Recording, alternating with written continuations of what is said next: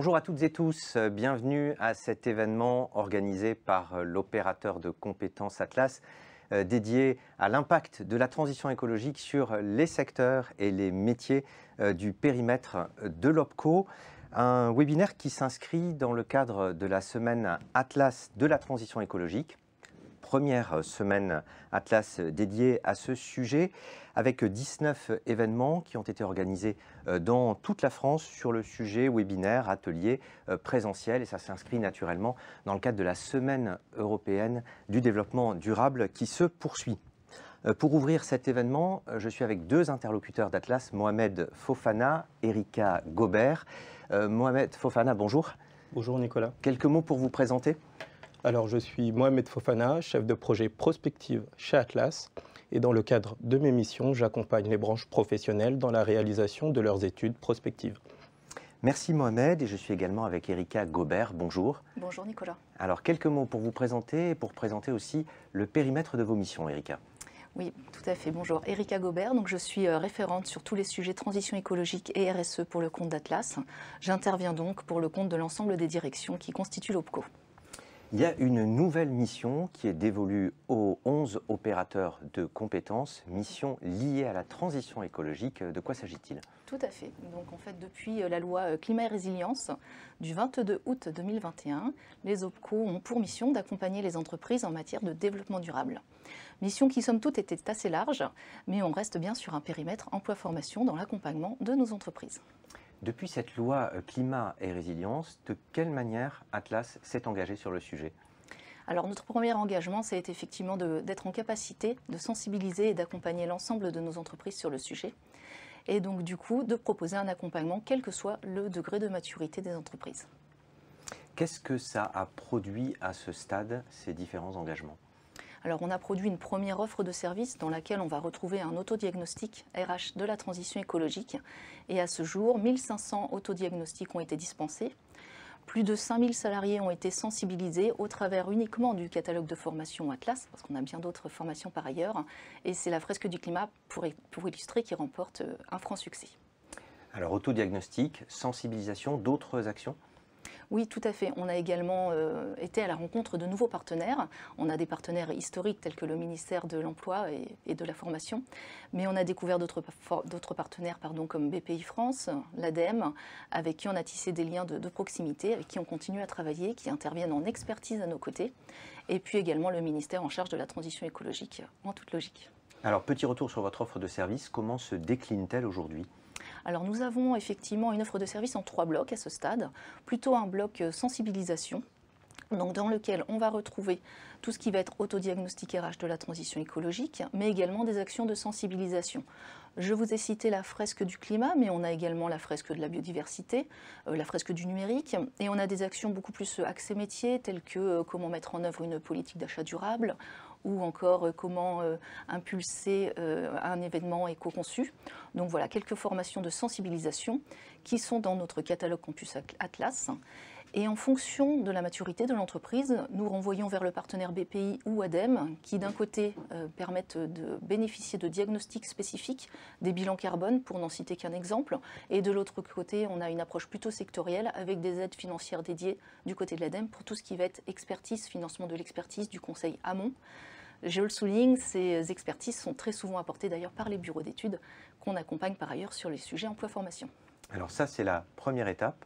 Deuxième étape de cet accompagnement. Donc là, on va plutôt être sur de la structuration. Alors, à la fois par la mise à disposition d'études prospectives, telles que celle qui fait l'objet de notre rencontre aujourd'hui, mais également directement auprès des entreprises, une prestation d'appui conseil ou individuelle ou collective qui permet aux entreprises de mener une réflexion sur leur structuration ressources humaines. Et troisième étape. Troisième étape, on est sur la concrétisation du plan d'action. Donc effectivement, à l'intérieur, on va retrouver tout ce qui va être appui assez classiquement à la définition d'un plan de développement des compétences et à son cofinancement dès lors que c'est possible et qu'on en retrouve des opportunités. Et puis on retrouve Campus Atlas dans lequel aujourd'hui on a quelques formations clés très techniques et très expertes pour certains domaines d'activité, je pense à l'ingénierie en particulier. Et enfin, on promeut tout ce qui va être alternance au sens large, et particulièrement au niveau de la transition écologique, le dispositif de VTE vert, volontariat territorial en entreprise, qui permet aux entreprises de bénéficier d'une aide de 8 000 €, en plus des aides classiques à l'alternance, pour toute embauche d'un jeune talent sur une mission verte en lien avec la transition écologique ou énergétique. Et l'équipe Atlas, hein, qui est aux manettes pour alimenter le fil de discussion, est en train de vous poster tous les liens et les ressources utiles. Cette offre, finalement, elle est plutôt dense déjà en matière de transition écologique. Alors pourquoi avoir réalisé cette étude ? Alors, il était nécessaire d'aller quand même identifier les impacts précis de la transition écologique sur l'emploi et les métiers. Et puis, par ailleurs, avoir une première offre, c'est bien, mais la challenger, ça ne fait pas de mal pour l'alimenter, la densifier, la massifier. Alors, cette étude, on va en découvrir tout de suite les grandes lignes. On aura l'occasion de les détailler tout à l'heure, mais je vous propose de regarder en images les grands enseignements tirés de cette étude. On regarde tout de suite.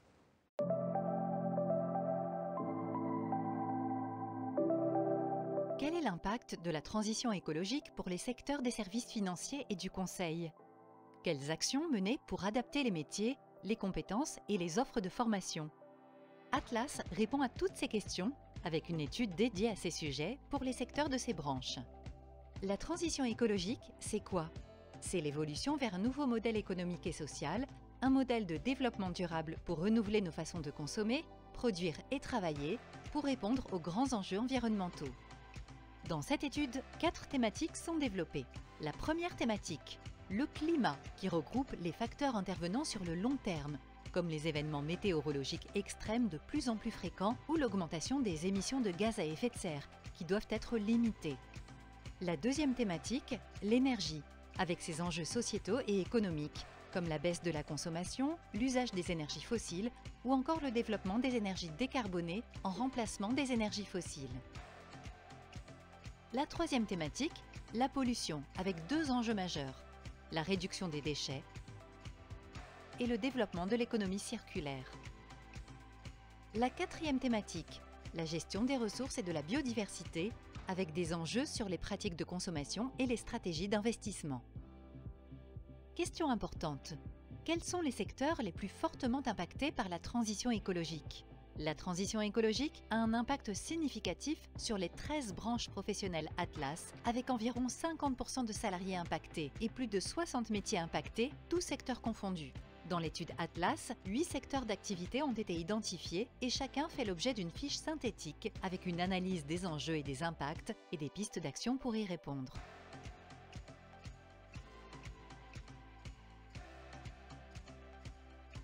L'étude identifie 20 pistes d'action réparties en 2 catégories. Des actions portant sur les formations et des actions axées sur le développement de coopération et de synergie. Citons un exemple parmi d'autres. Une coopération appui-conseil RSE transition écologique qui sera proposée par Atlas à partir de janvier 2025. Pour découvrir l'ensemble de l'étude ainsi que sa synthèse, rendez-vous sur le site opco-atlas.fr. En complément de cette vidéo, Mohamed Fofana, est-ce que vous pouvez nous préciser les contours de cette étude, plus en détail, cette étude que vous avez pilotée? Oui, bien sûr. Alors, il s'agissait d'une étude interbranche portant sur 8 secteurs d'activité. Le secteur de l'assurance, le secteur de la banque, le secteur de la finance. Les premiers éléments de l'étude nous ont permis de voir que Atlas recouvre environ 2 millions de salariés et que près de la moitié d'entre eux sont impactés par la transition écologique. Côté métier, nous avons pu voir que 61 métiers sont impactés et que ces 61 métiers mobilisent 160 compétences transition écologique. Quelle était la feuille de route des partenaires sociaux commanditaires de cette étude? Alors, les objectifs de cette étude étaient multiples.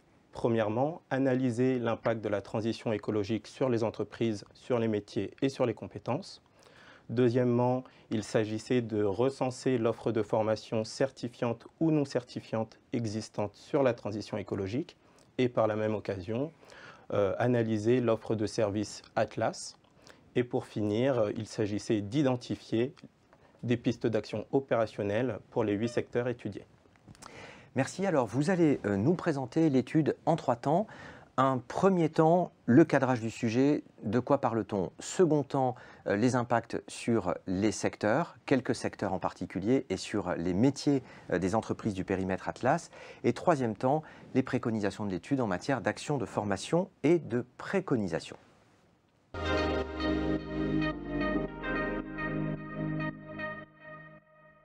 Alors tout d'abord, le premier temps, de quoi parle-t-on? Le cadrage de l'étude, un rappel de ce qu'est la transition écologique, on l'a rapidement vu dans la vidéo tout à l'heure, Mohamed. Alors, définir la transition écologique n'est pas chose aisée. Effectivement, celle-ci recouvre de nombreux concepts comme la transition énergétique, comme la RSE et bien d'autres. Toutefois, le ministère en charge de la transition écologique définit celle-ci comme étant une évolution vers un nouveau modèle économique et social, un modèle de développement durable qui renouvelle nos façons de consommer, de travailler pour répondre aux grands enjeux environnementaux. Alors cette étude a ciblé 4 dimensions en particulier de la transition écologique. On a vu là aussi un petit aperçu dans la vidéo tout à l'heure et vous allez nous prendre quelques exemples pour nous détailler ces 4 dimensions. Tout à fait. Alors, l'étude analyse la transition écologique sous le prisme de 4 thématiques. La première, le changement climatique. Ici, cela recouvre les événements climatiques extrêmes, donc sécheresse, tempêtes, inondations. Concernant l'énergie, la deuxième thématique, ici, ça recouvre tout ce qui a trait au Green IT, la sobriété numérique. Concernant la troisième thématique, pollution et économie circulaire, ici, c'est attrait à tout ce qui est développement de l'économie circulaire, donc comment favoriser le tri ou le recyclage.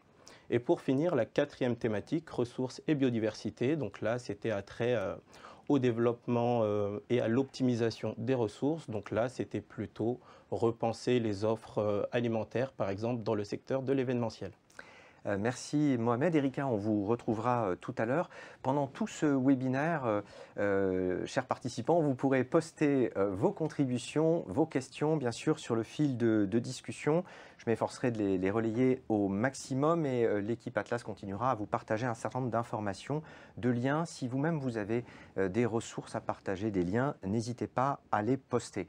Alors, fin du premier temps, on va aborder le deuxième temps. Quels impacts de la transition écologique sur les secteurs d'Atlas mis en avant par l'étude avec 2 interlocuteurs en plateau qui vont nous rejoindre, Nicolas Le Guen pour l'assurance et Emmanuel Flatté pour l'expertise comptable et le commissariat aux comptes.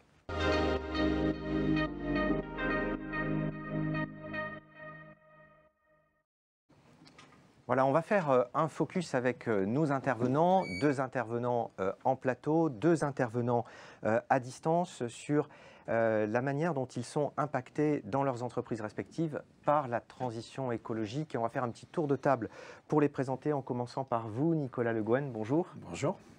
Alors vous êtes agent général d'assurance depuis 2021 sur les risques IARD, la protection des biens. Vous employez 3 salariés à temps plein, une alternante sur 2 sites, Brie-Contrebert et Lieusaint, en Seine-et-Marne, en région parisienne. Deuxième interlocuteur, Emmanuel Flatté, bonjour. Bonjour Nicolas. Alors Emmanuel, vous êtes associé du cabinet Figure, créé il y a 3 ans, 35 salariés. C'est un cabinet d'expertise comptable et de commissariat aux comptes qui est plus spécifiquement dédié aux questions de durabilité. Vous travaillez beaucoup avec des entreprises engagées et également avec des entreprises plus importantes. Et à distance, on retrouve 2 autres interlocuteurs qui ne pouvaient pas être présents avec nous aujourd'hui. 2 interlocuteurs représentant les sociétés d'ingénierie et du numérique. Et on commence par Stéphanie Fillon. Bonjour. Stéphanie, vous nous entendez ? Oui, je vous entends, pardon. Bonjour. Alors, vous êtes directrice adjointe de BRL Ingénierie qui emploie 250 collaborateurs sur un site unique à Nîmes. Et votre société est spécialisée dans les métiers de l'eau et de l'environnement. Deuxième interlocuteur, à distance, Julien Rouzet. Bonjour. Bonjour à tous. Bonjour Nicolas. Vous êtes le cofondateur de Soft. C'est une société de conseil de Green Tech créée il y a 3 ans, spécialisée dans le Green IT. En fait, vous proposez à vos clients d'évaluer leur empreinte numérique et de greenifier leur IT. Vous comptez 28 collaborateurs. Alors, on aura l'occasion de vous entendre tous les 2 à distance, tous les 2 en plateau. pour que vous nous disiez voilà, comment vous êtes impacté par la transition écologique. Mais d'abord, on va découvrir les principales tendances de l'étude en faisant un focus sur 4 secteurs en particulier, Mohamed Fofana, et on va démarrer par l'assurance. Quelles sont les tendances que vous avez identifiées? Alors, l'étude met en avant 2 principales tendances. La première, c'est que le secteur de l'assurance est fortement impacté par les risques climatiques. Effectivement, les assureurs sont en première ligne du risque climatique. Le changement climatique va générer plus de sinistres, donc plus de demandes. Et on s'est aperçu qu'en France, les coûts liés aux sinistres pourraient doubler d'ici 2050. Et le changement climatique serait responsable de cette évolution à hauteur de 35%. À côté de cela, nous avons pu voir que le changement climatique a un impact sur toutes les fonctions de l'assurance. Alors, les équipes de direction et de développement, elles, seront amenées à concevoir des nouvelles offres vertes. Les équipes de gestionnaires devront gérer des offres un peu plus complexes, bien évidemment. Et pour finir, les équipes de commerciaux devront proposer de nouveaux produits plus verts et plus complexes à leurs clients. Concernant la deuxième thématique, c'était le fait que ce secteur jouit d'une réglementation plutôt favorable. Ici, on peut mentionner 2 principales réglementations. Premièrement, la DDA, la directive de distribution assurance, puis la loi Pacte. Ici, ces deux réglementations ont plutôt un impact sur tout ce qui a trait à la durabilité. Et donc, pour finir, on s'est aussi aperçu que justement, les assureurs ont un rôle important dans tout ce qui concerne l'orientation des investissements verts. Donc, effectivement, par le rôle des gestionnaires de patrimoine, ces derniers peuvent orienter les investissements, donc limiter, par exemple, des investissements dits bruns sur les énergies fossiles ou favoriser des investissements dits verts sur les énergies renouvelables. Alors ce focus sur l'assurance, il concerne l'assurance en général, donc les 4 branches, sociétés d'assurance, d'assistance, courtiers, agents généraux. Nicolas Le Guen, on l'a dit tout à l'heure, vous êtes agent général d'assurance. En quoi cette transition vous impacte-t-elle aujourd'hui?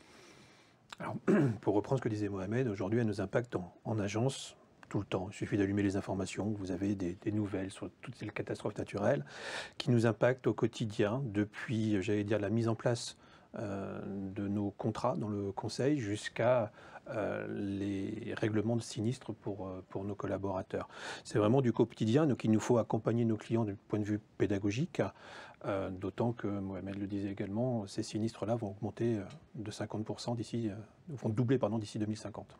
Oui, et vous avez déjà un élément qui est assez prégnant dans votre activité, ce sont les surprimes d'assurance habitation depuis plusieurs années et encore au 1er janvier prochain, des surprimes assez importantes qu'il faut expliquer en vulgarisant, en donnant un certain nombre de détails à vos assurés, à vos clients qui s'en étonnent et ça peut être un motif de résiliation.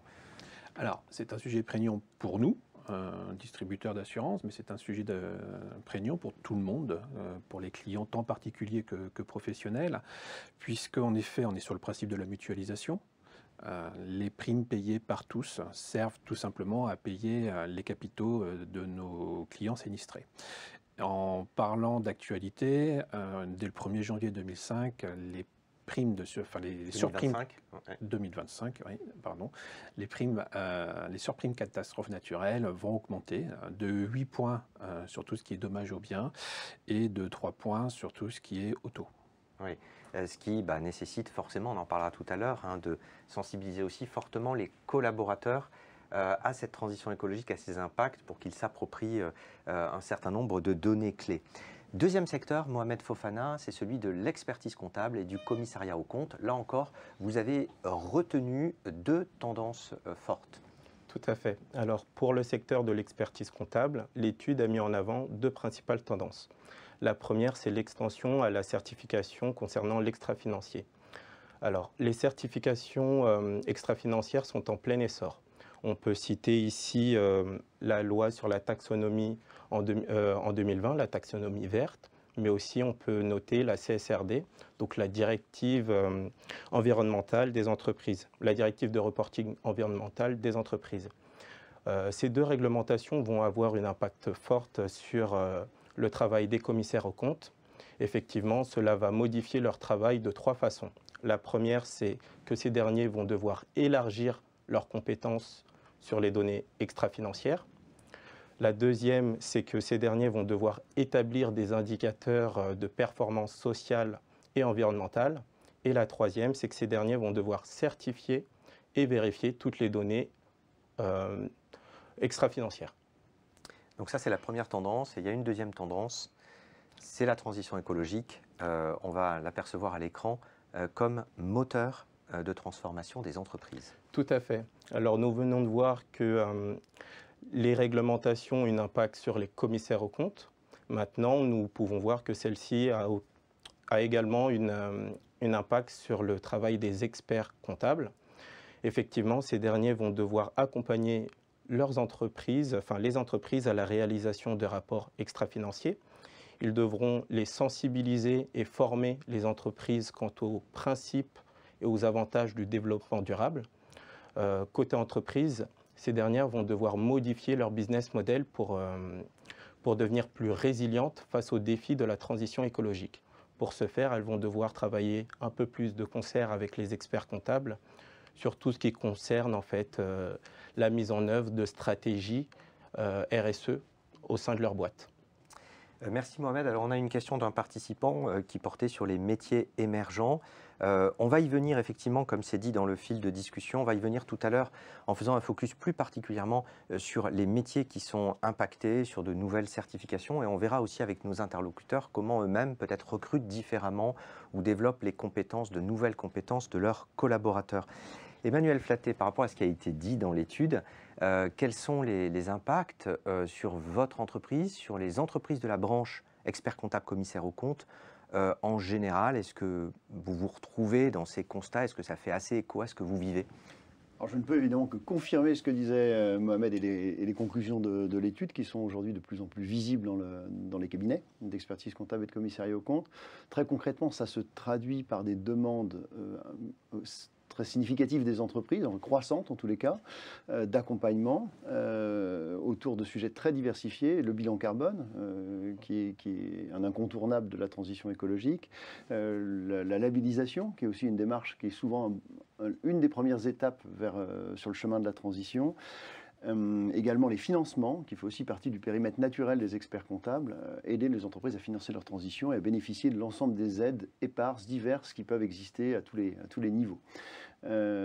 Évidemment, ça c'est pour les experts comptables, qui sont un peu le médecin généraliste de l'entreprise et qui sont évidemment très, très bien placés pour réaliser cet accompagnement, sachant qu'il faut aussi avoir en tête que les experts comptables, c'est 16 000 cabinets, 22 000 professionnels, mais finalement, il y a un effet de levier considérable puisque cette profession, derrière, accompagne 3 millions d'entreprises.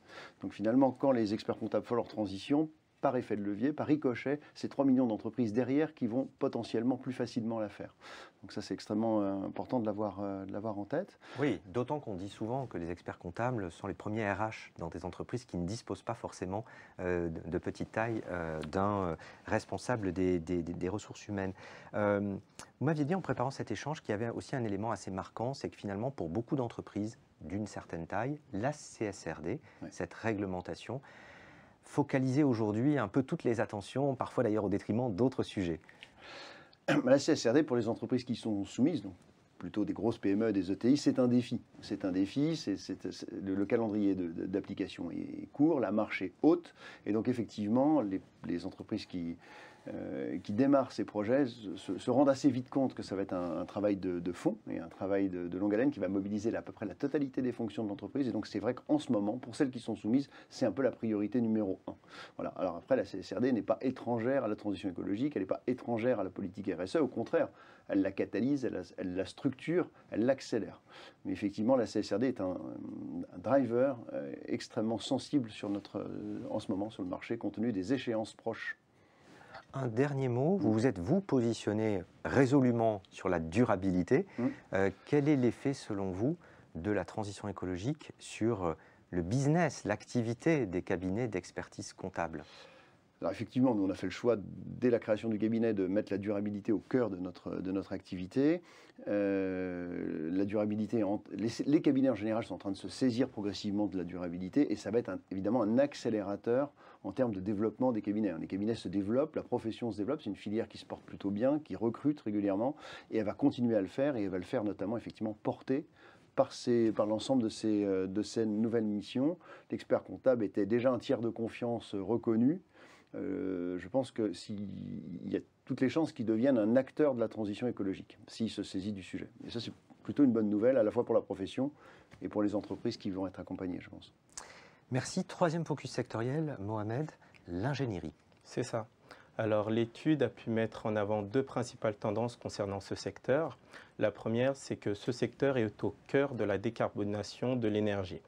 Alors effectivement, la transition écologique occupe une place primordiale pour le secteur de l'ingénierie.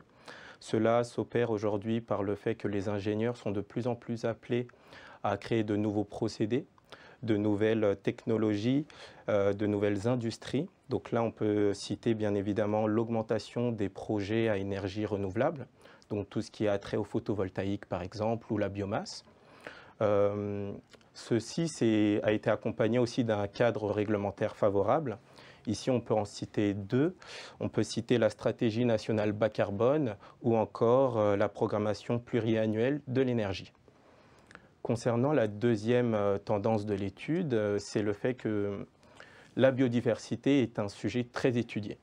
Au sein de l'OPCO Atlas, effectivement, depuis 2019, nous avons effectué de nombreuses études sur le sujet de la biodiversité pour le secteur de l'ingénierie. Nous avons d'abord effectué une étude prospective, puis ensuite nous avons aussi travaillé sur l'IDEC climat et biodiversité pour les entreprises de l'ingénierie. Et pour finir, nous avons effectué cette étude qui est le sujet de ce webinaire. Cette étude a pu mettre en avant en fait, le défi de la gestion de l'eau. Effectivement, la gestion de l'eau représente un des défis majeurs pour le secteur de l'ingénierie.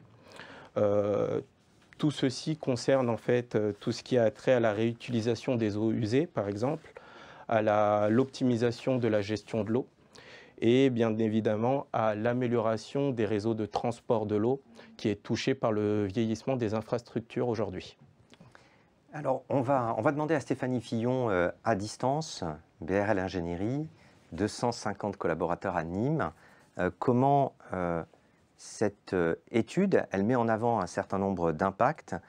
Quels sont les impacts sur votre structure qui est assez fortement engagée déjà dans le sujet, et quels sont les impacts aussi sur les demandes que vous adressent vos clients, Stéphanie Fillon? Alors, par rapport à nos clients, nous, on constate une multiplication des demandes d'études amont un petit peu stratégiques en lien avec le changement climatique. Donc ça, c'est vraiment sur une partie de notre activité. Et sur la partie d'activité un petit peu plus opérationnelle, tout ce qui va relever de l'aménagement, de la maîtrise d'œuvre, là, on a des demandes qui ont été citées aussi tout à l'heure, d'analyse de l'impact, donc avec tout ce qui est bilan carbone, tout ce qui va être analyse du cycle de vie, et également des métiers nouveaux qui se développent. On a été amené à former de nouveaux collaborateurs en maîtrise d'œuvre, de renaturation de cours d'eau, de remise en place de biodiversité, ce genre de choses. Donc c'est des gens qui étaient à l'origine des environnementalistes, qui sont venus au contact des gens un peu plus spécialisés ouvrage et génie civil, pour se former à des méthodes de maîtrise d'œuvre en apportant leurs compétences spécifiques en biodiversité et changement climatique. Merci, on verra tout à l'heure plus précisément les impacts sur vos métiers et votre stratégie de développement des compétences. Quatrième focus, le secteur numérique, Mohamed. C'est ça. Alors l'étude également a pu mettre en avant deux principales tendances concernant ce secteur. La première, c'est le développement du numérique moins polluant. Effectivement, l'enjeu principal du secteur, c'est le développement d'un numérique moins polluant. Alors, ceci s'opère par la multiplication de démarches d'éco-conception des services numériques. Ces démarches s'effectuent en 4 phases. La première, c'est la reconception de l'architecture numérique. La deuxième, c'est tout ce qui a trait au codage, donc l'optimisation du code, comment épurer le langage informatique. La troisième, c'est la maintenance des services numériques. Et la quatrième, c'est la fin de vie de ces services. Alors, ces démarches répondent à un double objectif. Le premier, c'est la réduction de la consommation d'énergie, bien évidemment. Et le deuxième, c'est tout ce qui a trait à l'optimisation du stockage de données dans les data centers. Toutes ces actions et démarches ont permis l'avènement de nouveaux métiers, comme le Green IT Manager. On s'est aperçu que concernant ce métier, c'est plutôt les grandes entreprises qui les cherchaient. Et puis, on a vu que les profils recherchés étaient plutôt des profils RSE, avec une certaine sensibilité pour l'informatique. Concernant la deuxième thématique, la deuxième tendance de cette étude, c'était tout ce qui était attrait au concept en fait, de l'IT for Green. L'IT for Green est un concept. Celui-ci prône la réduction des problèmes environnementaux via la conception de solutions numériques. Ce concept est très recherché par les entreprises du numérique qui voient par ce concept une façon de réduire leurs principaux postes à émission. Et donc, tout ça peut être mis en œuvre par exemple, par l'analyse des consommations d'énergie dans l'entreprise et donc la mise en place d'outils pour voir combien l'énergie consomme, combien l'entreprise consomme. Voilà. Merci Mohamed. On va retrouver Julien Rouzet à distance. Julien Rouzet de l'entreprise Soft. Voilà, rebonjour. Quels impacts de la transition sur les ESN, les entreprises de services numériques, et sur la vôtre en particulier? Et vous avez, vous, une double casquette, à la fois ESN et puis spécialisée dans le Green IT. Alors, une petite correction, on n'est pas du tout une ESN. Nous sommes un éditeur de logiciels. On fournit aujourd'hui un logiciel aux entreprises pour leur permettre de comprendre où se situent leurs impacts environnementaux liés au numérique et ensuite pour les aider à construire une trajectoire de décarbonation. Je peux néanmoins répondre à la question. Aujourd'hui, les impacts qu'on va avoir à la fois pour les ESN ou pour les éditeurs de logiciels, c'est concrètement la formation interne. Comment faire, on va dire, monter en compétence les équipes sur des sujets avec une dimension, sur les sujets techniques avec une dimension environnementale, puisque finalement, ça va avoir un nouveau prisme d'analyse, ce prisme environnemental, autre que le prisme budgétaire ou le prisme sécurité ou encore le prisme performance qu'on avait l'habitude de voir au sein de ces équipes techniques. Désormais, voilà, il faut monter en compétence sur ces sujets-là. Ça a été évoqué aussi, donc il y a en plus de ce vernis qu'il faut acquérir dans des métiers qui existent déjà, il y a la création du nouveau métier de Green IT Manager qui est, lui, le responsable au sein des entreprises, que ce soit des ESN, des éditeurs de logiciels ou même de toute autre entreprise, qui est responsable donc de l'empreinte environnementale du numérique, qui est donc logée au cœur de la DSI et qui est, lui, la parfaite interface de toute l'équipe RSE qui, elle, gère l'empreinte globale, l'empreinte environnementale globale de l'entreprise. Quelques précisions, Julien Rouzet, sur cette empreinte du numérique. Qu'est-ce qu'elle pèse? Alors c'est très variable, mais c'est quoi les chiffres en moyenne? Qu'est-ce qu'elle pèse dans l'empreinte carbone? Et qu'est-ce qu'on retrouve? Quels sont les facteurs les plus, qui émettent le plus de gaz à effet de serre? C'est une bonne question. Alors aujourd'hui, c'est toujours une question un peu épineuse parce que c'est rendre l'immatériel matériel. Le numérique, on a l'impression que ça c'est totalement éthéré, alors que finalement, vous avez des data centers, vous avez des câbles, vous avez du matériel. Donc aujourd'hui, il est convenu de dire que le numérique représente environ 4% des émissions globales de gaz à effet de serre. Aujourd'hui, c'est le facteur d'impact qui augmente le plus rapidement. Donc, on est sur une tendance qui pourrait nous amener à une proportion de 10% d'ici l'année 2030. Encore une fois, c'est des prospectives, il n'y a rien de certain, mais en tout cas, on a une tendance de fond qui s'inscrit. Et 10%, si je vous donne un exemple, si le numérique, qu'il soit privé ou pro, était un pays, il serait le 3e pays derrière la Chine et les États-Unis, le plus émetteur. Dans une entreprise, ça va être très variable. Évidemment, ça va dépendre beaucoup de l'activité de l'entreprise. Dans une entreprise qui va être très digitalisée, on peut facilement, par exemple dans ma startup Soft, on estime à peu près la part du numérique entre 60 et 80% du poids global de l'empreinte de l'empreinte de l'entreprise. En général, sur des plus grosses entreprises, ça va osciller entre moins de 5% et ça peut augmenter jusqu'à 40% pour des grands groupes qui sont de services ou des banques, assurances, etc.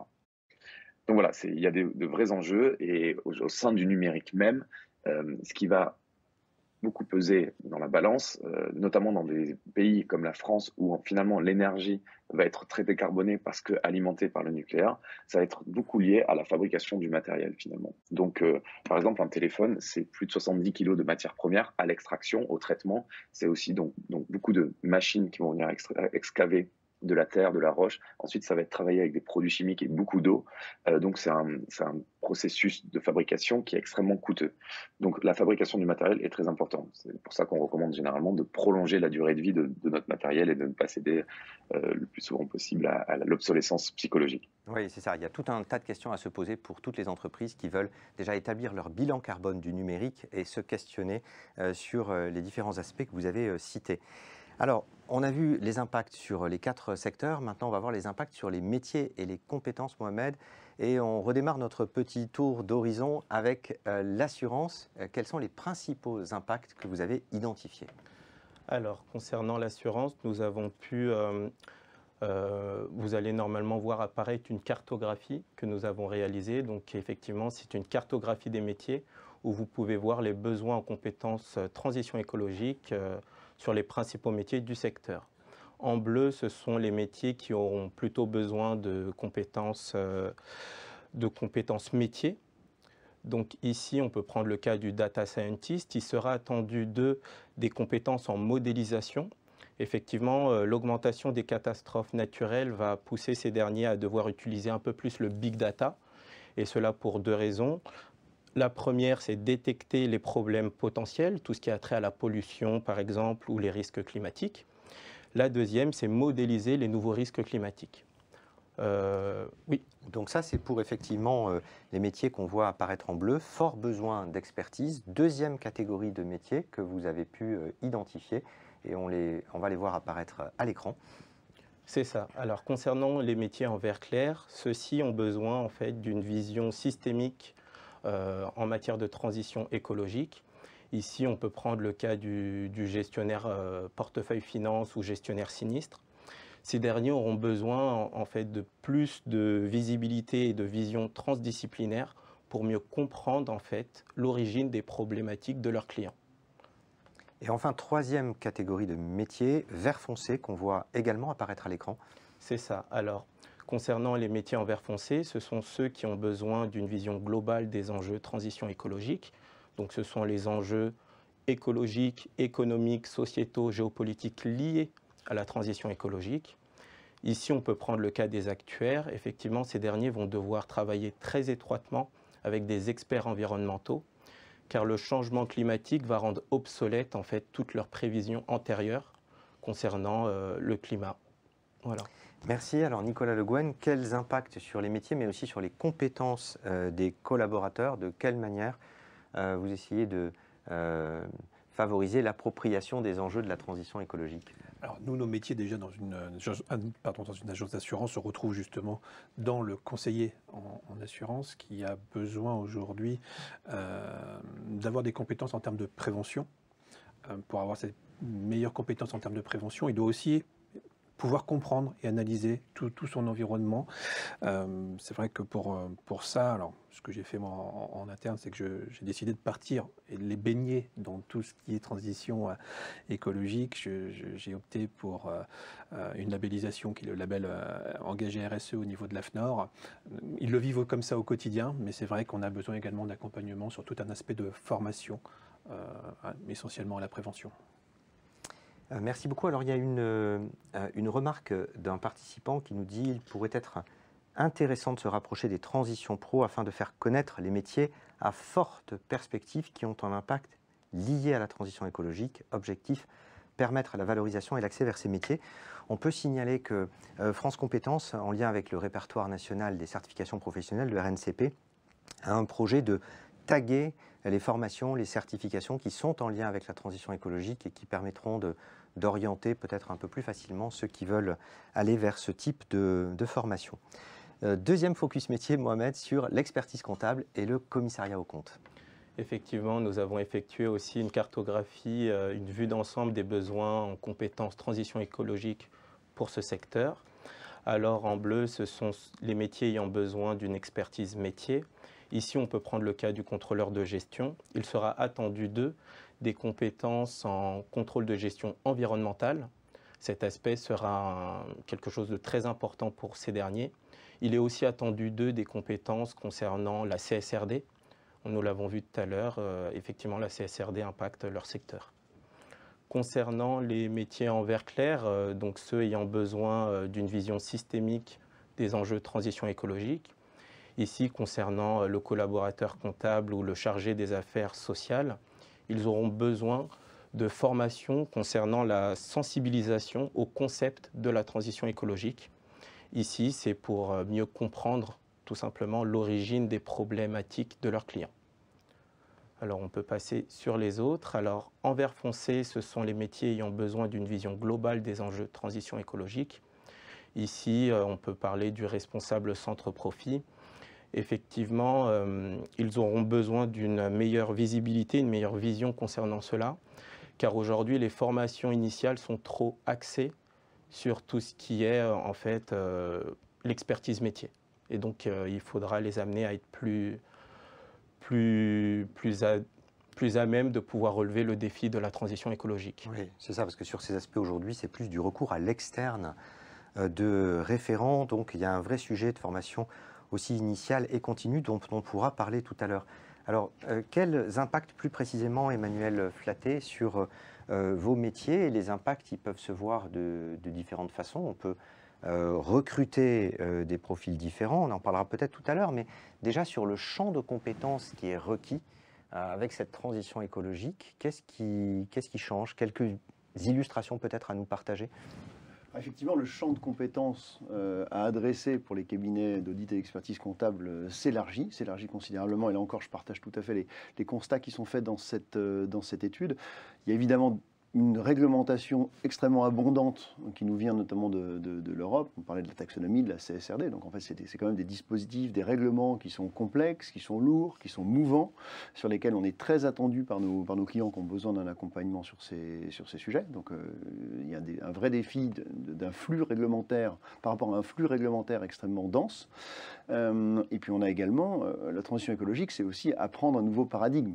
Et donc il va également falloir, sur des sujets qui sont assez éloignés de nos bases, à minima développer une culture générale qui relève parfois plutôt du champ de l'ingénierie que du champ du chiffre au sens strict et du droit. Dans un contexte où on fait, nous, déjà un métier qui est extrêmement technique, qui est marqué par un certain nombre de diplômes, qui sont des diplômes exigeants, et donc l'expert comptable et le commissaire aux comptes, il est déjà expert de tout un tas de choses, du droit, de plusieurs droits, du droit social, du droit fiscal, de la comptabilité. Donc il a déjà une charge en termes de compétences qui est très lourde, et là, en fait, on rajoute de façon extrêmement significative une charge complémentaire. Donc c'est vrai que nous on a un vrai défi qui est finalement d'enrichir de façon très significative le panel de compétences à s'approprier pour notre profession.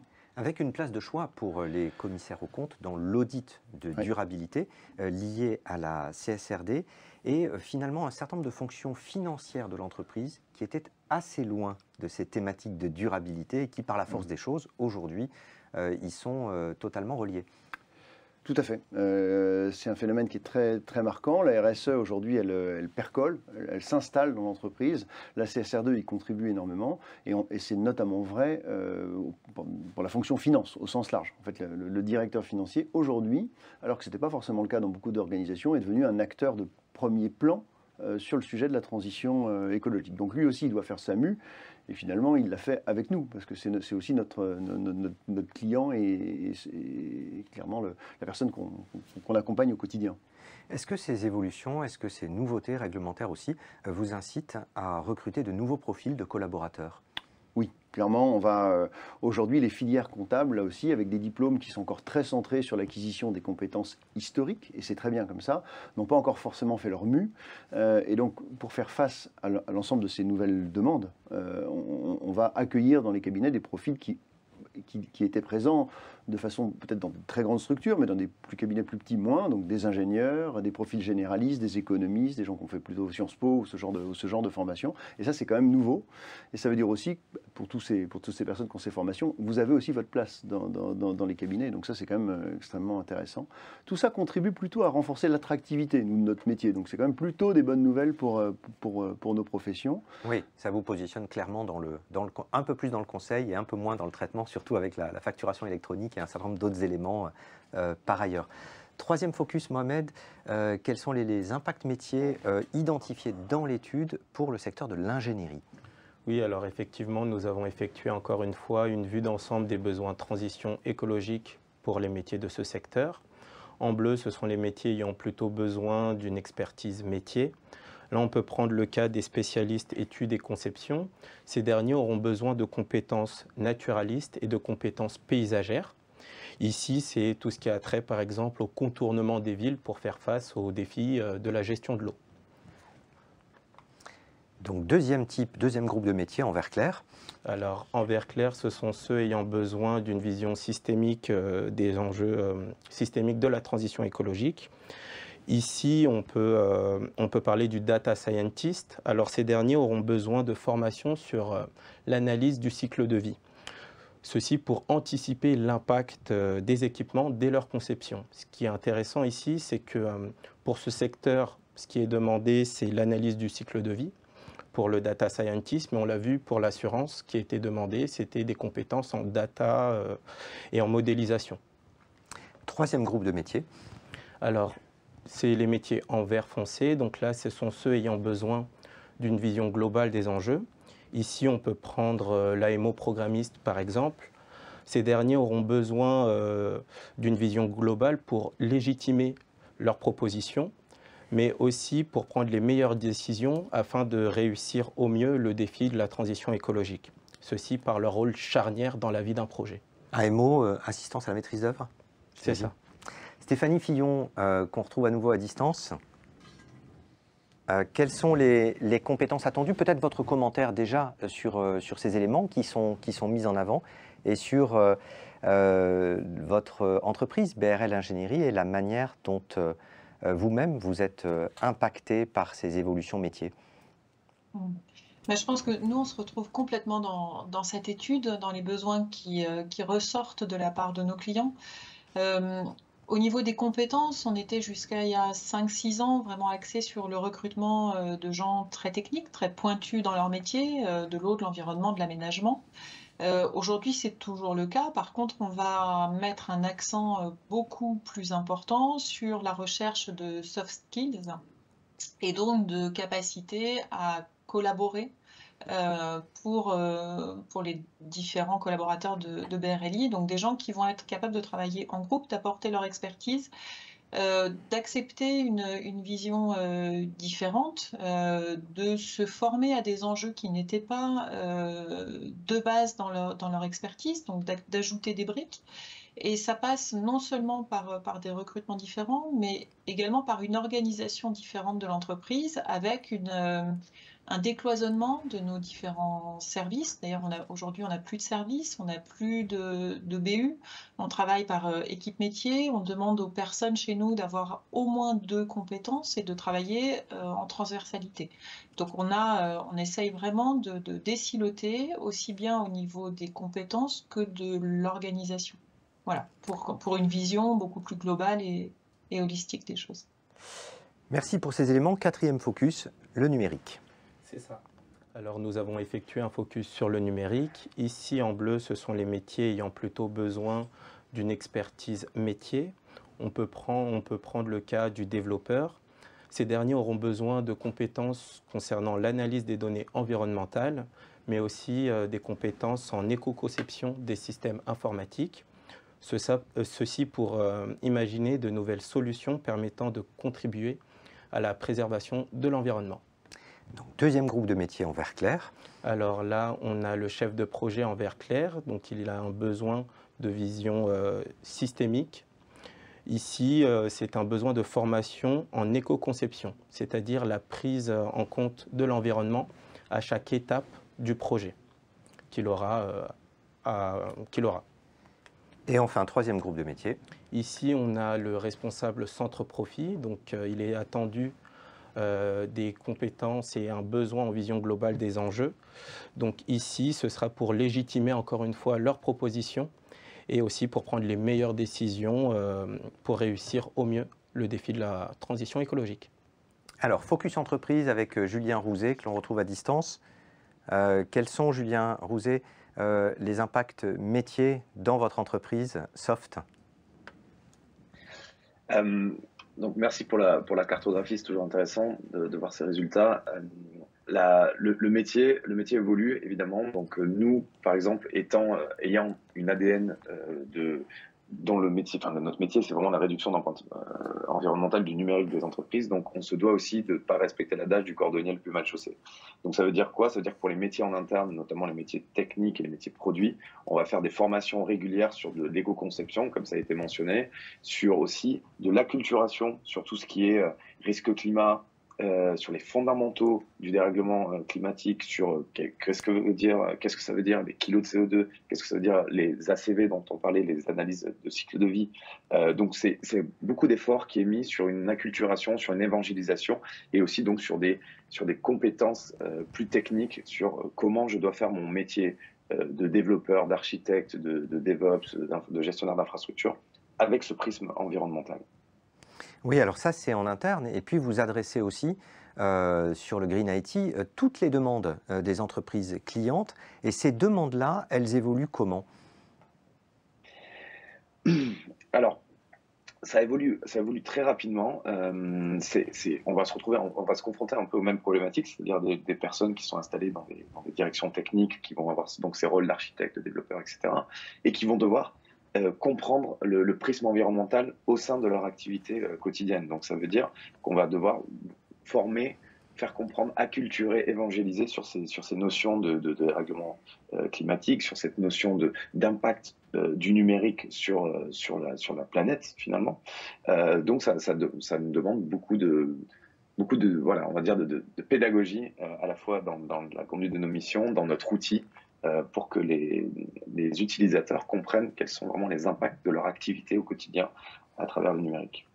Oui, on va faire un tour de table, on va rester avec vous, Julien Rouzet, un tour de table des 4 intervenants, des 4 secteurs différents, pour voir comment ces impacts métiers ont une incidence sur vos stratégies RH de formation, de développement des compétences. Qu'est-ce que vous avez mis en place en interne pour favoriser une très large acculturation et plus des formations approfondies? La question m'est adressée? Absolument. Nicolas? Ok, ça marche. Donc, comme je le disais tout à l'heure, nous, on fait des formations régulières vraiment sur l'éco-conception. Donc là, c'est une formation technique pour comprendre quels sont les tenants et les aboutissants d'une ligne de code frugale, d'une architecture frugale, d'une infrastructure frugale. Donc là, on rentre vraiment dans des considérations techniques. Donc ça, c'est très régulier. On fait des réunions, ce qu'on appelle les all hands, pour parler en bon français, qui réunit l'ensemble de la trentaine de collaborateurs de Soft, pour parler évidemment des avancées produits, des avancées commerciales, mais aussi on en profite pour faire des piqûres de rappel sur les grands enjeux, les grands fondamentaux des risques climat et du dérèglement climatique. On a aussi des chats où on va communiquer régulièrement sur des sujets, sur des articles qu'on a lus, sur des papiers, sur des vidéos. Donc voilà, et puis en parallèle aussi, on se donne un rôle pas de formateurs, mais d'évangélisateurs au sein d'associations, d'écoles où on va intervenir pour présenter ce qu'on fait, mais surtout aussi quels sont les enjeux de la pollution numérique aujourd'hui. Vous faites aussi partie, Julien, d'un panel d'experts. Vous travaillez notamment avec France Travail sur la certification de Green IT Manager. Alors, c'est-à-dire? Alors, ce Green IT Manager, c'est donc le rôle que nous avons évoqué tout à l'heure. C'est donc ce nouveau rôle de gestionnaire, on va dire, de l'empreinte environnementale du numérique de l'entreprise, qui est logé dans la direction informatique. Aujourd'hui, ce panel d'experts a pour vocation de définir quelles sont les compétences clés d'un Green IT Manager pour finalement aboutir à une offre de formation pour voir en fait arriver sur le marché des personnes qui seront compétentes, qui auront à la fois cette dimension environnementale et cette dimension technique. Puisqu'aujourd'hui, ce sont soit des personnes techniques qui arrivent et qui vont devoir se former sur la partie environnementale, soit la réciproque. Là, l'objectif, ça serait de former des personnes sur les deux enjeux pour avoir un profil complet. Oui, avec des parcours qui pourraient être lancés, bien sûr, ultérieurement. Alors, si d'ailleurs il y a des questions sur le fil de discussion par rapport à tout ce sur quoi on vient d'échanger, n'hésitez pas, bien sûr, si vous-même vous avez des recrutements de profils un peu différents aujourd'hui ou mis en place des modules de formation spécifiques, n'hésitez pas à nous les partager. Deuxième focus, Stéphanie Fillon.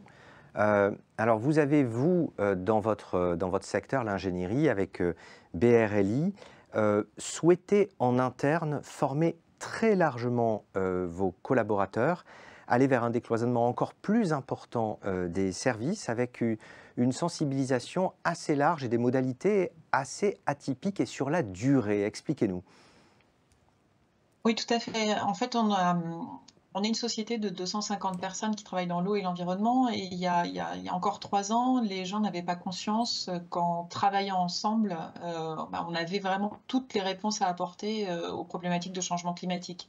On entendait donc dans les médias de plus en plus parler de risques de sécheresse, d'inondations, de tempêtes, etc., avec vraiment en interne des compétences pour répondre à ça. Donc la première des choses, ça a été de sensibiliser tout le monde de manière très très large, pour prendre conscience qu'on avait les clés, que si on se mettait à travailler ensemble, que si on décloisonnait, que si chacun mettait sa compétence au service de l'autre, on avait une réponse globale à apporter à nos clients. Donc c'est passé d'abord par une formation du top management à ça, puis par une large fresque de la biodiversité au niveau de tous les collaborateurs. Et puis ensuite, on l'entendra tout à l'heure, on a travaillé avec Damien Michaud pour lancer un parcours de sensibilisation interne dans l'entreprise qui se déroule sur 2 ans, tous les mardis et tous les jeudis. Quelque chose de très... Alors, quelques mots peut-être pour en savoir plus justement sur ces ateliers. Quelles sont les modalités? Quel est le principe? Qui est-ce qui anime? Quelques exemples peut-être de thèmes traités. Vous essayez d'avoir des teasers qui permettent d'attirer les collaborateurs sur ces ateliers. Exactement. Donc on a mis en place ces ateliers, donc ça a été suite à tout un tas de réflexions internes. On en est arrivé à mettre en place donc sur les pauses du matin et du midi, en se disant bon, plutôt que d'aller boire un café lambda, allons boire un café intelligent. Et donc on a donné du temps à des collaborateurs pour préparer des ateliers sur des thèmes en lien avec le changement climatique. Donc c'est des ateliers de 20 minutes. Ça se déroule par saison, donc on a 3 saisons par an, sur 2 ans, une saison d'automne, une saison d'hiver, une saison de printemps, avec une pause estivale pendant les congés. Ah, on a une petite coupure de son. Est-ce que vous nous entendez, Stéphanie? Non, apparemment. Bon, on vous retrouvera tout à l'heure. On va peut-être donner la parole maintenant à Nicolas Le Gouen pour voir dans le secteur de l'assurance. Là, on a vu le numérique, l'ingénierie. Dans le secteur de l'assurance, quel type d'actions peuvent être menées pour développer les compétences des salariés en interne? Comment les faire monter en compétences sur ces sujets-là, Nicolas? Alors pour ma part, moi j'ai fait quelque chose de simple. Je fais un bilan carbone tous les ans que je partage avec les collaborateurs sur les différents sujets, ce qui nous permet déjà de prendre des bonnes décisions, de partager avec les collaborateurs qui eux-mêmes, derrière, sur un aspect pédagogique, peuvent également démultiplier au niveau des clients et puis sur des actions juste de bon sens, parce qu'en fait, elles sont parfois toutes simples à mettre en place.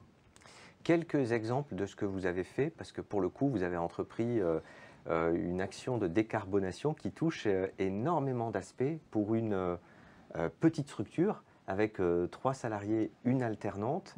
Vous avez recherché des labels et puis agi sur pas mal d'aspects différents. Oui, puisque je vous disais, la plupart du temps, c'est du bon sens. Le but, c'est d'avoir justement l'information. Derrière, c'est en base avec ce qu'on peut trouver comme information sur le site de l'ADEME et autres, mais ça peut être des véhicules électriques, ça peut être tout ce qui est aujourd'hui refuser les énergies fossiles, c'est tout ce qui peut concerner du tri sélectif si on veut faire du basique. Voilà, c'est vraiment plein de petites actions qui, partagées avec les collaborateurs, donnent du sens au quotidien. Merci beaucoup. On va peut-être retrouver Stéphanie Fillon. Entre-temps, on a retrouvé la connexion. L'image est un tout petit peu floue. Est-ce que vous nous entendez, Stéphanie Fillon?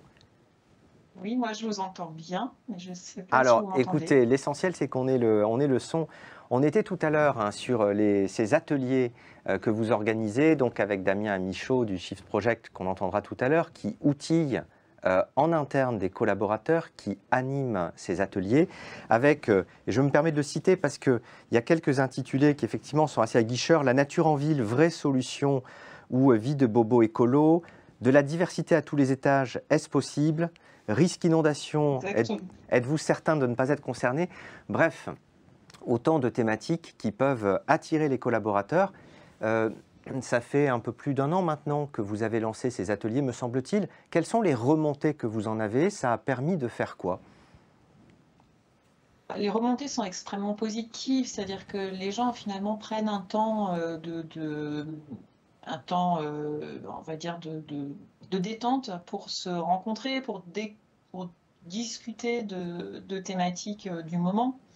On se retrouve à chaque fois, effectivement, on a des titres aguicheurs et un petit peu qui laissent planer le suspense sur ce qui va être dit pendant les 20 minutes. Donc, c'est vrai que les gens en redemandent. Là, on vient de faire, donc on a fini notre première année, on va commencer la semaine prochaine notre 5e saison. Notre 4e saison, et avec 3 mois de pause estivale, tout le monde était en attente dans l'entreprise de revoir venir ces ateliers, de pouvoir se retrouver autour de ces moments qui deviennent finalement des moments privilégiés dans l'entreprise. Et je crois, en tout cas, c'est des endroits où les différentes communautés, où les différents métiers se rencontrent et finalement se disent, bah, tiens, je pourrais peut-être apporter quelque chose de différent à mes clients. Et on a vu émerger au bout d'un an, des solutions un petit peu différentes et innovantes proposées dans nos clients au niveau de nos études. Donc je dirais, il n'y a que du positif finalement là-dedans. Merci pour vos retours. Emmanuel Flatté, chez Figure, 35 collaborateurs. Comment faites-vous évoluer les contenus des postes en lien avec les nouveaux attendus de la transition écologique? Alors, déjà, ce qu'il faut noter, c'est qu'il y a une volonté. C'est-à-dire que finalement, la transition écologique, pour les cabinets qui sont saisis, c'est aussi une opportunité, parce que c'est un facteur d'attractivité. Parce que finalement, notre métier était déjà assez porteur de sens, puisqu'on a un rôle utile dans l'économie, dans la confiance qu'on met dans la vie des affaires. Bon, finalement, on a une corde de plus à notre arc, c'est qu'on va jouer un rôle assez nouveau d'acteur de la transition. Donc finalement, il y a de l'envie et il y a de l'attractivité. Alors évidemment, moi je partage l'avis de Nicolas, la première chose à faire, c'est d'être exemplaire. C'est-à-dire de commencer par balayer devant sa porte, et en tous les cas, qu'au quotidien, finalement, le cabinet en tant que tel soit aussi un laboratoire pour se mettre en situation de faire la même chose pour le client. Donc c'est une de nos priorités, c'est ce qu'on appelle nous l'exemplarité. On commence par le faire sur le numérique, sur la mobilité, enfin sur tous les sujets classiques. Et ça permet aussi de toucher du doigt et d'acquérir une certaine légitimité finalement. Parce qu'avant de donner des conseils, c'est quand même plus simple quand on est soi-même en cohérence. Voilà. Ensuite, il y a évidemment des sujets considérables de formation. Hein. Nos diplômes nationaux n'ont pas encore intégré la dimension de transition écologique, pas du tout. Il y a un effet retard et c'est plutôt normal. Et donc, il va falloir trouver d'autres sources de formation et multiplier les initiatives. Voilà. Nous, on a la chance, entre guillemets, de faire partie de professions réglementées. Et donc, la compagnie, les commissaires aux comptes, l'ordre des experts comptables sont très actifs et proposent beaucoup de dispositifs. Voilà. Et donc, entre ce que propose notre OPCO et nos ordres, l'ordre et la compagnie, finalement, on a quand même une offre de formation qui s'est considérablement étoffée et qui nous permet, à différents moments et sous différentes formes, de muscler la culture et les compétences de nos collaborateurs. Merci beaucoup, merci à tous les deux en plateau, merci à nos deux intervenants en distance, à la fois pour vos témoignages et puis pour votre expertise aussi et vos idées qui auront pu effectivement éclairer nos participants. Alors, troisième temps fort, et on va retrouver Erika Gobert avec également deux intervenants à distance.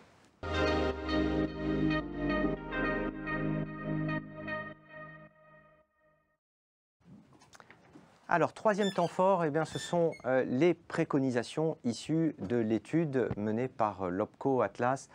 Préconisations en termes d'action de formation, en termes d'action de coopération aussi. On va retrouver donc deux intervenants à distance. Aurélie Debiat, tout d'abord. Aurélie, bonjour.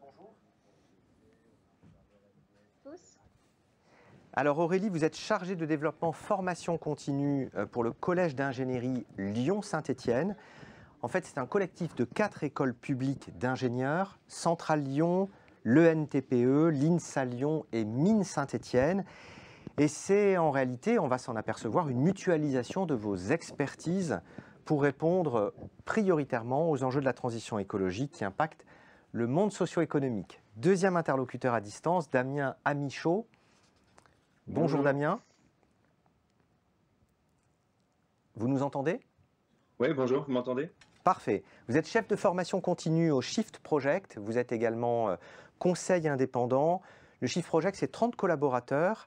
Alors, on va voir avec vous, Damien, comment l'offre de formation, d'ores et déjà l'offre de formation actuelle, existante, répond aux enjeux de la transition écologique et comment est-ce qu'elle a évolué. Vous en avez une petite idée parce que vous avez, en 2019, conduit une étude portant sur un échantillon d'établissements de l'enseignement supérieur. Quels sont les grands enseignements de cette étude? Oui, alors juste une précision pour rendre à César ce qui appartient à César. Ce n'est pas moi qui ai conduit cette étude, j'ai conduit la suivante. Mais dans cette étude qui concernait un échantillon d'écoles du supérieur, ce que l'on a constaté, c'est qu'il n'y avait que 11% de ces formations qui proposaient des cours sur l'environnement et plus spécifiquement sur l'énergie et le climat, dans des cours qui étaient obligatoires. Cependant, la grosse nuance que je pourrais apporter, c'est que 11% des étudiants n'étaient pas concernés puisque ces cours étaient majoritairement dispensés dans des filières très spécialisées, souvent dans des filières liées à l'énergie ou liées à l'environnement et à la dépollution. Donc en réalité, difficile de mettre un chiffre, mais on peut estimer que c'était plutôt de l'ordre de 2, 3 ou 4% des étudiants qui voyaient quelques cours obligatoires sur l'énergie et le climat, c'est-à-dire quasiment rien du tout, comparé à la hauteur des enjeux auxquels on fait face. Oui, ça c'était au plan finalement quantitatif et au plan qualitatif. Quels étaient les résultats saillants de l'étude? Alors ce que je dirais, c'est que peut-être que c'est intéressant de rebondir sur l'étude suivante, parce que la dimension qualitative a été beaucoup plus poussée. C'était donc un projet avec les établissements du groupe INSA, qui représentent 13 écoles d'ingénieurs qui ont participé à cette étude. Donc c'était un partenariat entre le Shift Project et ce groupe. Et là, on a commencé effectivement par refaire cette sorte d'audit. Ce qu'on a constaté finalement, c'est que sans surprise, entre guillemets, on a fait un constat assez similaire. C'est-à-dire que globalement, ces enjeux-là étaient présents, mais plutôt dans des filières très spécialisées. Ils étaient, alors dans les écoles d'ingénieurs, c'était 26% le chiffre, hein, alors que 11%, c'était pour l'ensemble de l'échantillon, y compris des universités, des écoles de commerce ou autres. Donc pour les écoles d'ingénieurs, on était mieux placés, entre guillemets. Mais ce qu'on a constaté surtout, c'est que c'était pas intégré de manière structurante. C'est ça qui est intéressant de voir, c'est-à-dire que finalement, les ingénieurs sortant de ces formations-là n'avaient pas les moyens, les outils, les compétences pour pouvoir intégrer ces enjeux environnementaux et les enjeux sociaux qui y sont liés dans leur parcours professionnel, finalement, dans leurs actions professionnelles. Et on va voir avec vous tout à l'heure, d'ici à quelques minutes, Damien, un projet en cours, une démarche en cours qui vise à identifier de nouvelles certifications, à faire émerger aussi une nouvelle offre, à colorer différemment l'offre. Et il y a des choses intéressantes vraiment qui sont à l'étude. Aurélie Debia, même question qu'à Damien Amichaud. Quel regard est-ce que vous portez sur l'évolution des perceptions des entreprises en matière de transition écologique et sur les nouveaux besoins en compétences que les entreprises vous adressent au collectif d'ingénierie? Alors, je vais me faire écho de tout ce qui a été dit précédemment.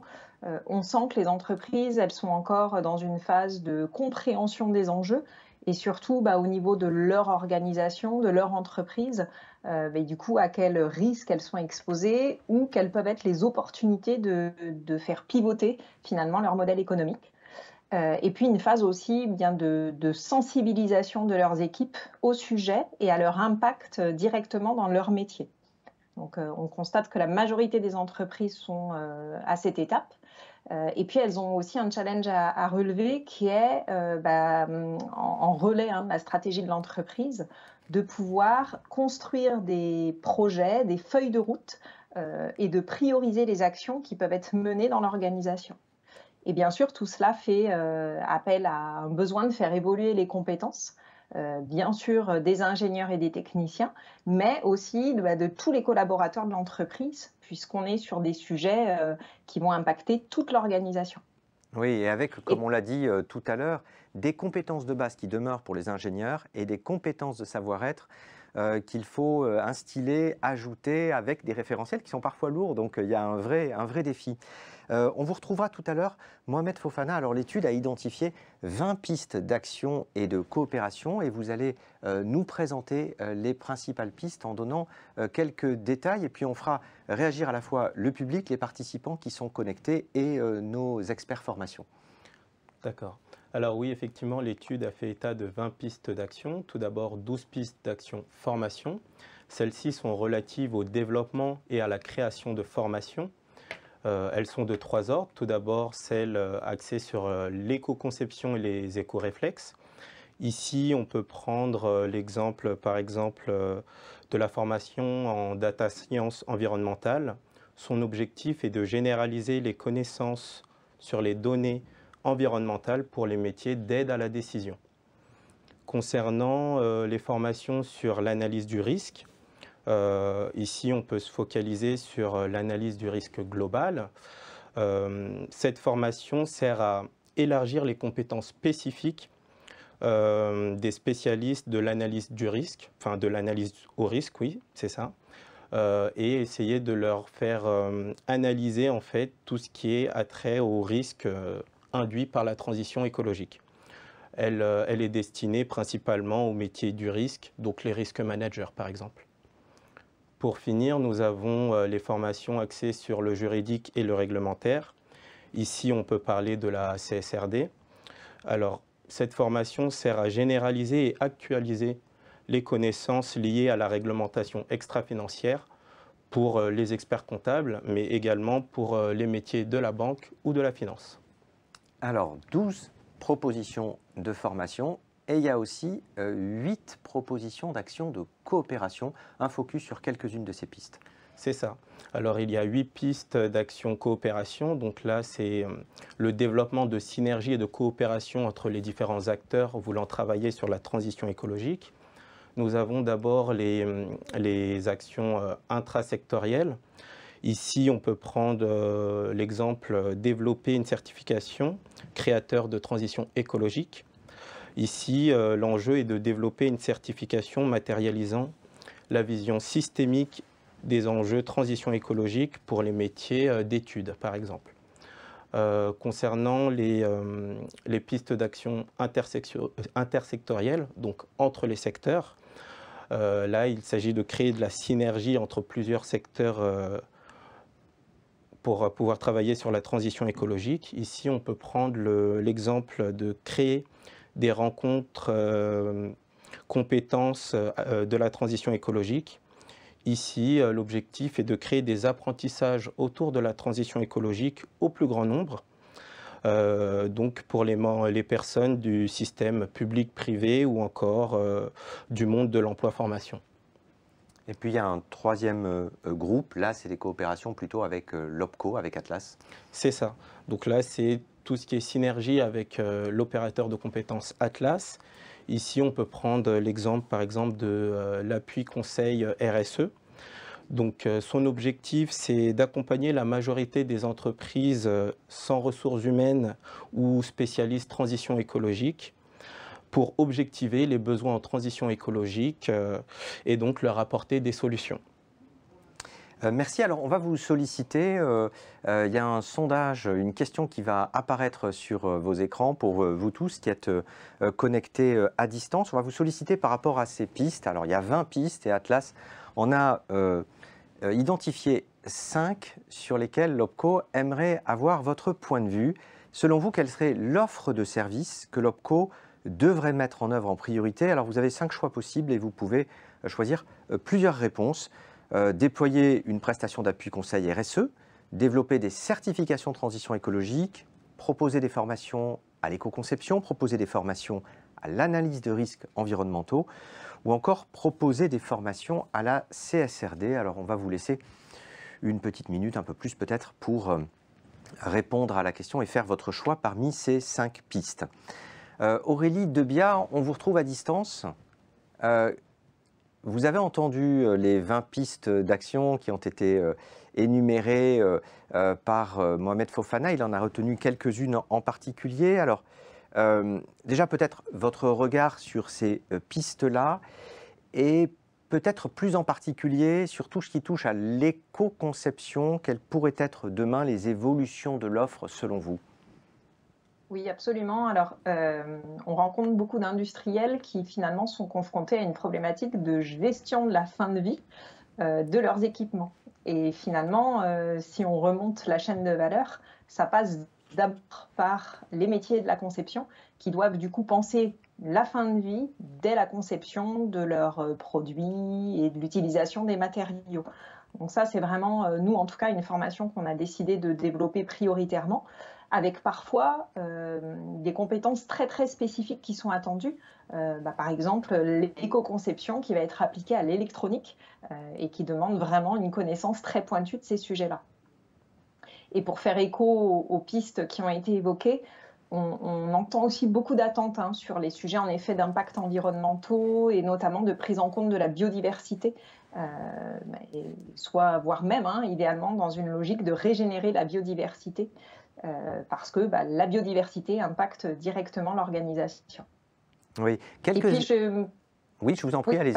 Non, je voulais me permettre d'ajouter un point, c'est que, on l'a vu tout à l'heure, c'est aussi des compétences de savoir-être. Et il y a quand même un enjeu fort qui est de convaincre ces parties prenantes, d'embarquer ces équipes et de convaincre les financiers souvent et les actionnaires de l'organisation. Et là, ça nécessite aussi d'être armé pour pouvoir convaincre. Quelques exemples au sein du collège d'ingénierie de formations qui permettent d'appréhender les nouveaux besoins en compétences. Oui, alors on a parlé d'éco-conception, sont aussi des compétences liées à l'analyse du cycle de vie, qui peuvent être aussi très pointues sur les matériaux, les produits. Sont aussi des compétences liées à la caractérisation de nouveaux matériaux, par exemple les matériaux biosourcés qui peuvent avoir des comportements différents tout au long de la chaîne de fabrication. Et puis des thématiques aussi, on en a parlé, liées à la data science, donc en effet le numérique au service d'une plus grande performance environnementale. Alors on a les résultats de la question qu'on a posée à nos participants et je vous propose d'apercevoir à l'écran les résultats de votre choix parmi les 5 propositions qui vous étaient faites. Vous avez choisi, alors les 2 tiers d'entre vous pensent que déployer une prestation d'appui conseil RSE serait une bonne idée. Ensuite, juste après, alors si on peut grossir un tout petit peu, passer en gros plan, merci, les résultats du sondage. En seconde position, c'est classé dans l'ordre, proposition des formations à l'éco-conception, puis les certifications transition écologique, voilà, et vous le voyez à l'écran. En réalité, les participants ont répondu toutes par rapport aux propositions qui étaient faites, Erika Gobert. Toutes ces formations-là semblent des idées intéressantes. On reviendra tout à l'heure avec vous sur la manière dont Atlas pourrait tenir compte de ces souhaits d'évolution. Aurélie Debiat, je reviens vers vous. Il y a, au-delà des formations que vous avez citées, le souhait aussi des écoles membres du collège d'ingénierie d'aller sur de nouvelles certifications ou de faire évoluer certains attendus ou certains référentiels. Quelques exemples que vous pourriez nous citer, et que les participants n'hésitent pas eux aussi d'ailleurs, s'ils ont des offres de formation particulières ou des modules ou des projets à nous les partager, ça nourrira la discussion. Alors quelques exemples au sein de chacune des écoles et au sein du collège lui-même. Oui, alors il y a déjà beaucoup de choses qui ont été faites au niveau de la formation continue, notamment via la création de masters spécialisés au sein de ces écoles partenaires qui sont directement à finalité écologique. Je peux citer au sein de Mines Saint-Étienne un master dédié à l'économie circulaire, à l'ENTPE dédié au bâtiment vert, à l'INSA lié au management de l'environnement et de l'éco-efficacité énergétique, Et puis, il y a aussi l'évolution des formats plus courts, hein, de 1 à 5 jours en moyenne pour des ingénieurs en poste ou des techniciens en poste, sur des compétences qui existent déjà. Je peux prendre l'exemple du Lean Management, où là, notamment avec Centrale Lyon, on est en train de travailler à faire évoluer cette formation, et sans remettre en cause les fondamentaux du Lean, mais pour autant, le Lean qui peut être aussi une démarche au service des transitions environnementales. Ou alors avec Mine, la digitalisation des procédés de fabrication, mais là aussi dans une perspective de haute performance environnementale. Oui, merci. Damien Michaud, votre regard sur les pistes d'action et de coopération, regard global, puis ensuite on entrera dans le détail des travaux en cours. Oui, alors sur les pistes d'action, déjà bravo à l'OPCO Atlas de proposer des priorités, parce qu'effectivement, il y a 2 points, on ne pourra pas développer toutes ces compétences en même temps, et pour la transition écologique également, on a aussi des priorités à considérer. Alors moi, je trouve que c'est très bien d'inclure tout ce qui est mesure des impacts environnementaux à tous les niveaux pour tous les professionnels, parce qu'en réalité, c'est souvent la première étape qui est indispensable pour engager une stratégie de transition écologique et qui soit crédible, basée sur la science, entre guillemets, ou sur des méthodologies prouvées, éprouvées. Et surtout, derrière, ça va nous permettre de créer des indicateurs qui vont pouvoir être suivis et qu'on va pouvoir établir à tous les niveaux des organisations, ce qui fait que tous les salariés pourront s'en employer dans leur emploi. Ensuite, je trouve que l'éco-conception, ça me paraît vraiment fondamental à partir du moment où on y met l'ambition suffisante. Sur la partie éco-réflexe, je trouve que c'est bien également dans le sens où ça permet d'engager, d'être exemplaire comme ça avait été dit.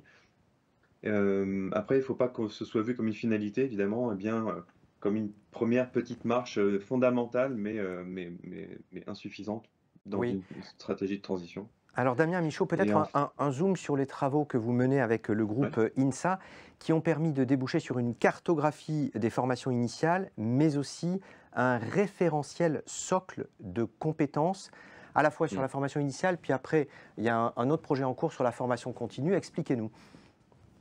Oui, c'est ça, c'est-à-dire qu'au-delà du constat, qui rejoint un petit peu le constat dont on parlait tout à l'heure, le plus intéressant, c'est qu'on a pu se poser une question commune avec les enseignants, les étudiants, les directions de formation du groupe INSA, c'est finalement qu'est-ce qu'on doit enseigner aujourd'hui?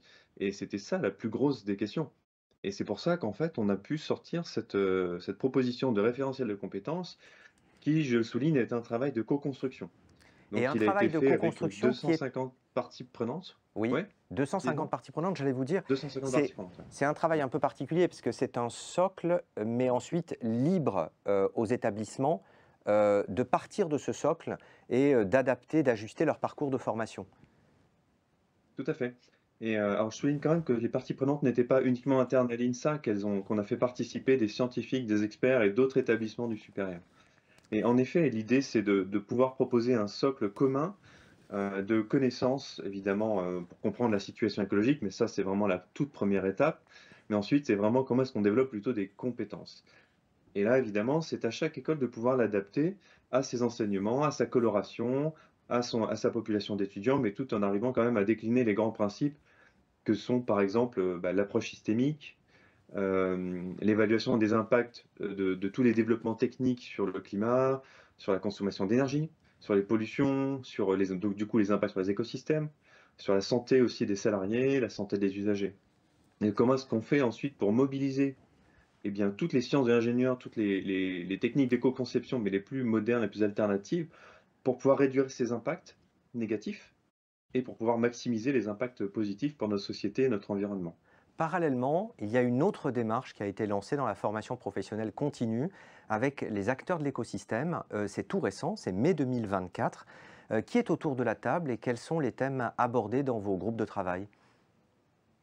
C'est-à-dire qu'on part du constat que la formation initiale seule ne pourra pas répondre à cet enjeu de transition des compétences. C'est-à-dire qu'il faut bien réaliser quelque chose. La transition écologique aujourd'hui, elle nécessite des budgets, elle nécessite des matériaux, mais elle nécessite aussi et surtout des compétences des humains.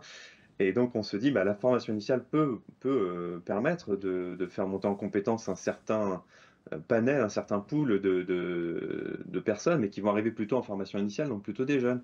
Donc entre l'inertie dans l'enseignement supérieur, l'inertie pour qu'on puisse former toutes ces personnes, parce que c'est des formations de plusieurs années à chaque fois, plus le temps qu'ils puissent voilà, avoir un impact important dans une entreprise, il y a quand même beaucoup d'années. Et on n'a pas le temps d'attendre que l'enseignement supérieur soit seul à prodiguer ces compétences-là. Donc on a besoin de la formation continue. Il y a plusieurs On a groupes de aussi travail. Alors, besoin du oui. fait qu'il y aura besoin d'accompagner des reconversions, des transferts entre régions de compétences.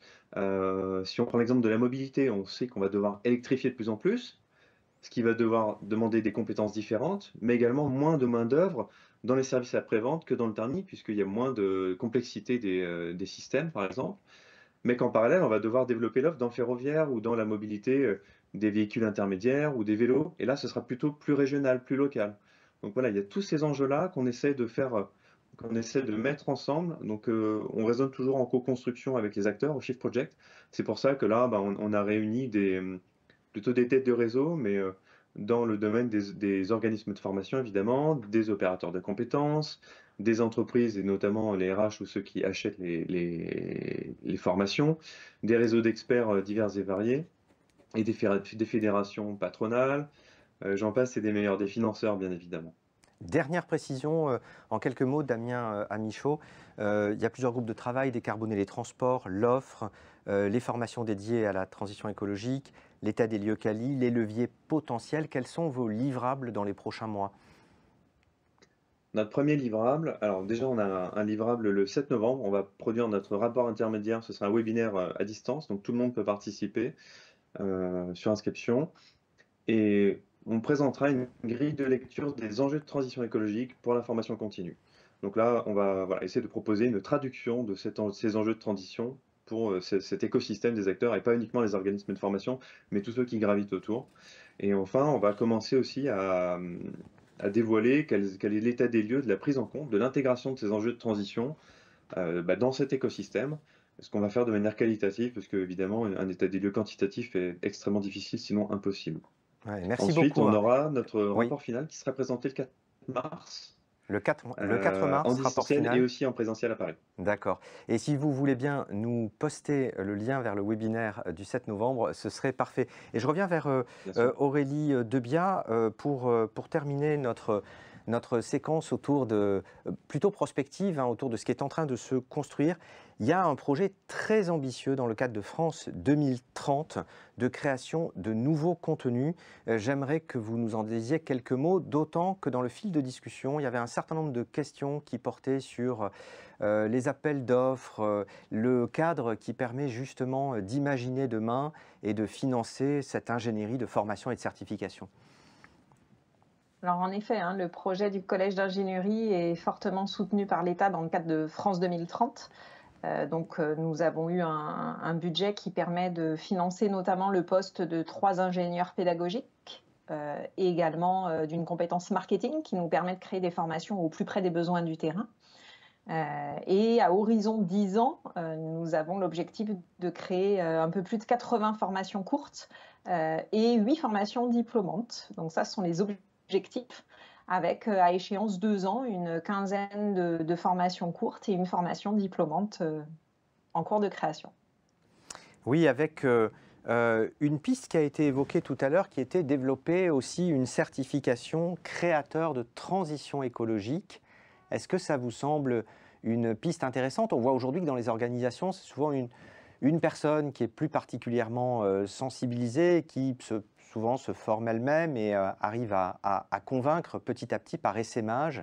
L'idée d'avoir une personne dédiée, experte, vous paraît intéressante? Absolument, on en a parlé tout à l'heure. Il y a un fort enjeu d'embarquer ces parties prenantes, qu'ils soient internes ou externes à l'entreprise. Et en effet, c'est parfois l'affaire d'une poignée de collaborateurs qui vont être derrière moteur des transitions.